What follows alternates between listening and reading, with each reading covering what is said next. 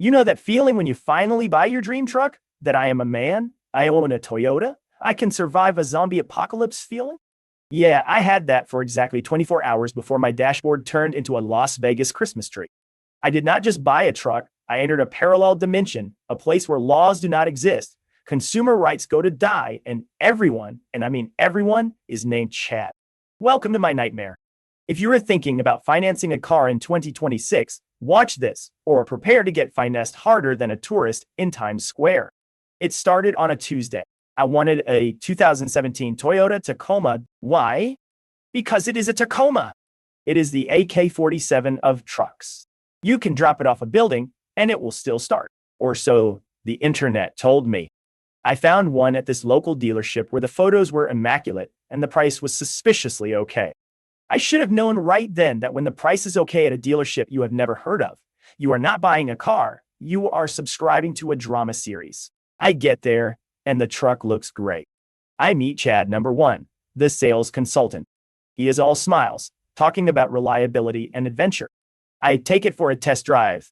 I am looking at the dash like a hawk. No check engine light, no weird noises, and the AC is blowing cold. I am thinking, this is it. I have beaten the system.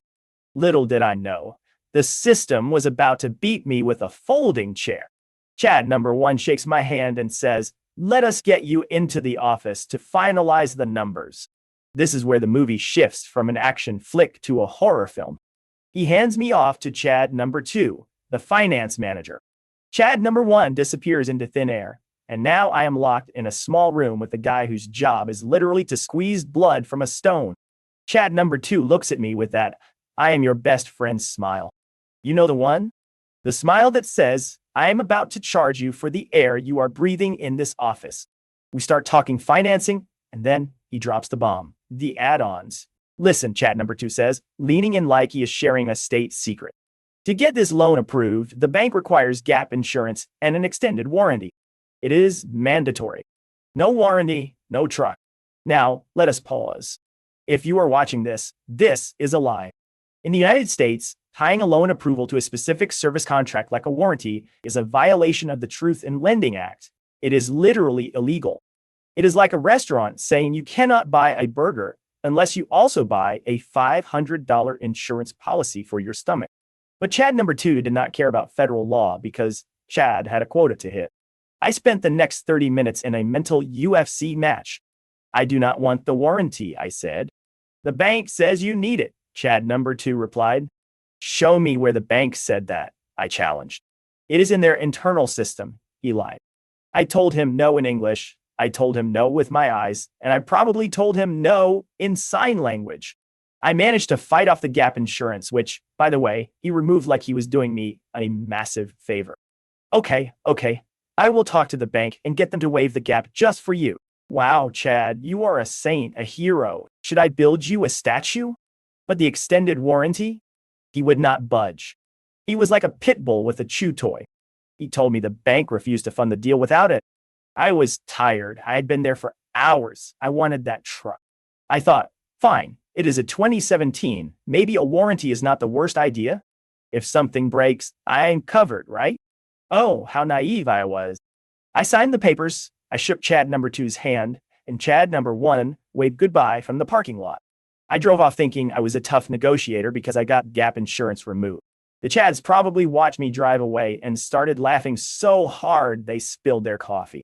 They did not just sell me a warranty, they sold me a ticket to the most frustrating month of my life. For exactly 24 hours, I was living the dream. I parked the truck in my driveway, I looked at it from my window, and I even started looking up lift kits and off-road tires on Amazon. I felt like I had finally made it. I woke up the next morning, ready to drive to work for the first time in my new beast. I hopped in, turned the key, and bam! The golden arch, the engine silhouette of doom, the check engine light. My heart did not just sink, it did a free fall into my stomach. I have not even put 5 gallons of gas in this thing yet. I have not even taken it to a car wash. It has been 24 hours. I looked at the dashboard, then at my phone, then back at the dashboard. Maybe if I squint, it will go away? Nope, it is glowing brighter than my regrets. I drive back to the dealership. I'm thinking, okay, stay calm. You have got that ironclad, mandatory, bank-required extended warranty that Chad number 2 practically forced you to sign in blood. This is what it is for, right? I meet the mechanic. Let us call him, you guessed it, Chad number 3. The mechanic hooks up the scanner, looks at the screen, scratches his head, and gives me that look. You know the look? The one a doctor gives you right before he tells you that your insurance does not cover breathing. Yeah, he says, this code, it is a tricky one. And honestly, it might not even be covered by that warranty you just bought. I am standing there buffering like a YouTube video on 1G internet. What do you mean it is not covered? The finance manager told me this warranty covers everything except a nuclear strike, but it gets better. Chad number 3 tells me that even if it was covered, the warranty company has a policy. You have to wait 30 days. 30 days of owning the car before the warranty activates for a pre-existing but not really pre-existing problem. So, I have a broken truck, a useless piece of paper called a warranty, and a massive loan. I am starting to feel like I am in a hidden camera prank show, but there are no cameras, just Chads. I march back into the finance office. I am looking for Chad finance manager, but instead, I find the senior controller. I explain the situation. I tell him I have had the truck for 1 day. 1 single day. I tell him the finance manager lied about the bank requirements. I tell him the mechanic is telling me the warranty is a ghost. The senior controller leans back in his chair, puts his hands behind his head, and hits me with the ultimate dealership finishing move. Sir, look at your paperwork. This dealership is a buy-as-is establishment. Once you drive off that curb, the truck is your problem. The warranty? That is between you and the warranty company. We just collect the check. The audacity. The sheer unadulterated disrespect for a customer's hard-earned money. I spent years saving for this down payment. I work hard. I am not a billionaire. And here is the senior controller telling me that the $30,000 paperweight in his parking lot is my personal adventure now. So I decide to be professional. I leave. I try to call them later to speak to the Chad finance manager. I call the main line. Please hold for the manager, a voice says. 1 minute passes, 5 minutes, 10 minutes. I am sitting there listening to that terrible, distorted elevator music that sounds like it is being played through a tin can. 15 minutes in.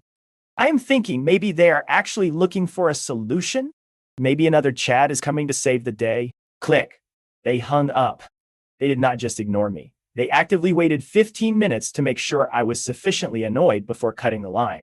I called back. No answer. I called during business hours, straight to voicemail. It is like the entire dealership vanished into thin air the moment they realized I was not there to give them more money. As I am making this video, that check engine light is still staring at me. It is like a little orange eye, mocking my life choices. The moral of the story?